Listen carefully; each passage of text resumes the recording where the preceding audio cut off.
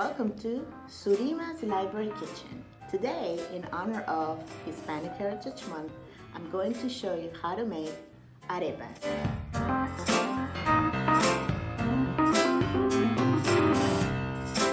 Well, back where I'm from, Venezuela, we eat this dish, delicious dish, for breakfast, lunch, and dinner. There's no time during the day that we cannot eat this.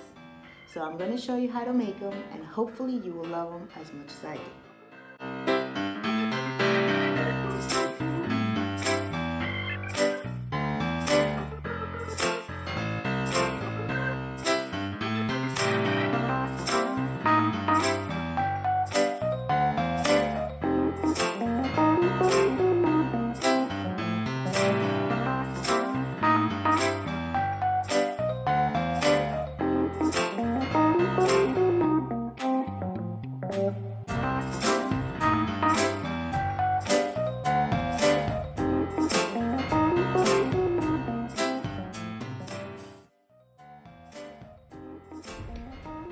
Okay, so let's start making the masa or the dough.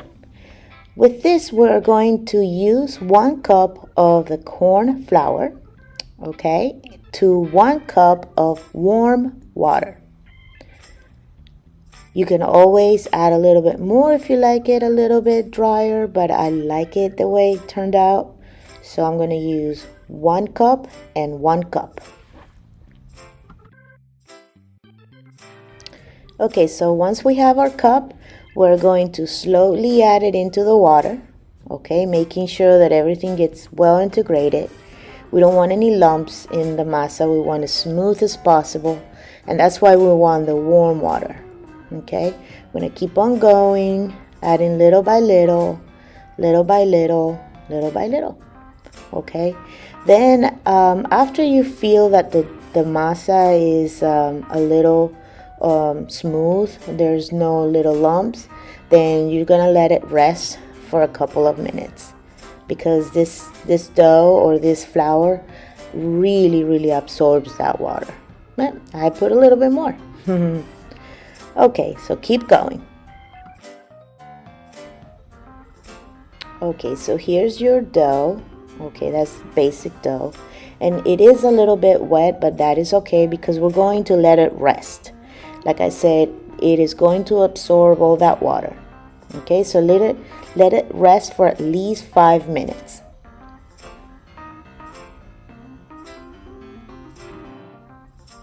Okay, so after it has rested a little bit for 5 minutes, go ahead and take all your dough and see how it's going around the bowl and it's picking up all the little leftovers.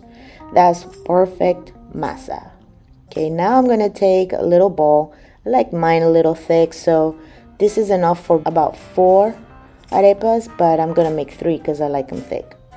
Okay, so here's a bowl, and with a little water, because I have a little water in my hands, so it doesn't get stuck on my hands. And then we're going to give it the shape that we like, or the thickness that we like. Okay, help yourself with the water to make it smooth as possible. So we're going to go to our next arepa, and it's the same process. So we're going to take a little bit of masa, cup our hand, make a little ball, put a little bit of water, and then shape our arepas. Of course, a little bit more masa. Shape the ball, and then flatten it out, and then you have your second arepa. Of course, this is great for kids to do. I learned when I was a little girl. My grandma taught me how to do it, and it was fun. So I'm sure that all the kids will love to make this. All right, so making it smooth and as circle or round as possible, because you don't want any lopsided arepa.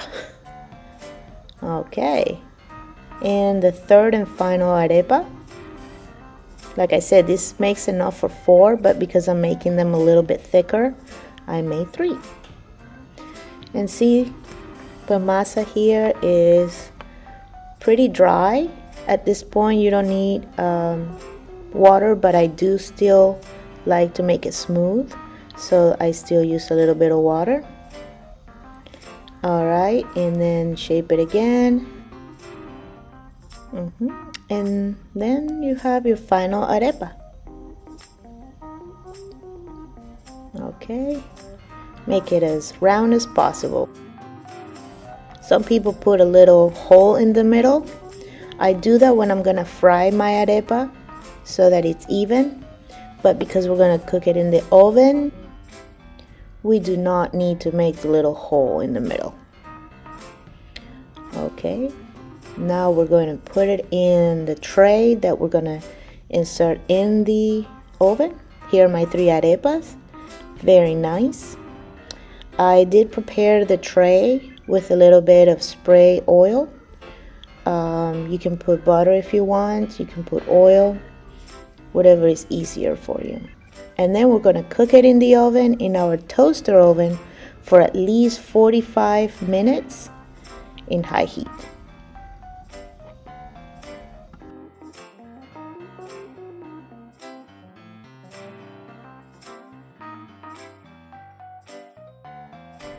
So this is the flour that I used.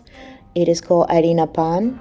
They have 2 varieties. One is a white flour and the other one is a yellow flour. I used the white one, and it's a pre-cooked cornmeal flour. And we use this product for a lot of things. We use it, of course, for the arepa, but we also use it for the famous empanadas. We also use it for cachapas, famous carato, which is a very sweet and very filling drink. And we also make desserts with this. We make majarete. And also Venezuelans must have for Christmas the hallaca. So now that our arepas are already cooked and it looks really yummy and really hot, now let's talk about the relleno, or what we're going to stuff it with. After all, these are hot pockets, right? So basically you can stuff it with whatever you like. In my case, I have a little pulled pork. I have 3 different types of cheese because I am a cheeseaholic. And you know me, I love avocado and it's in season. And of course we have ham, but you can stuff it with whatever items you have around the house. You can also keep it vegetarian, you can keep it pescatarian, however you like it. One of the things that I want to mention is that arepas are gluten-free, so it's good for anybody that has any food sensitivities like that.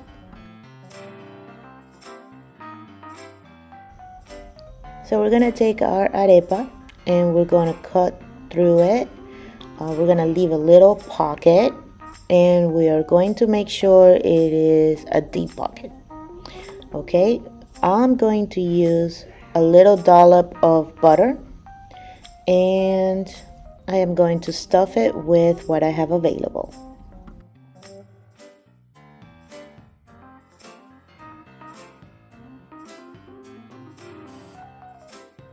Okay, so for my first arepa, I am going to use a little bit of pulled pork. Okay, get it all in there. And then of course I'm gonna put some of the queso fresco. Okay, that's for the first arepa. Let's see, for the second one we can put some ham. Okay, you can put all you want in there. I put just a little bit. And then I stuffed it with cheese, my favorite. Okay, and then for the last arepa, let's see, let's be a little bit creative. We can put, of course, the cheese, the queso fresco, because the arepas are really hot. It's gonna melt nicely. We're gonna put some avocado wedges. All right, that makes it a little creamy, so you don't need any butter. And then, of course, pulled pork. Ooh, that looks so good. That looks so good. I'm getting hungry. And these are the 3 arepas. What do you think?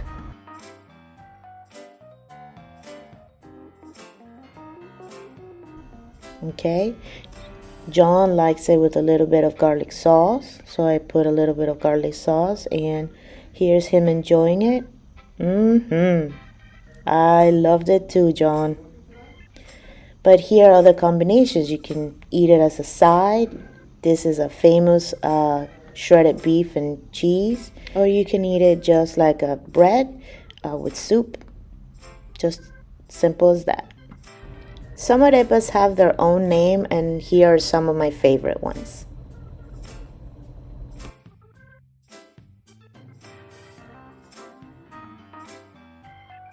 Thank you for joining us today. I hope you enjoyed this recipe as much as I did making it for you.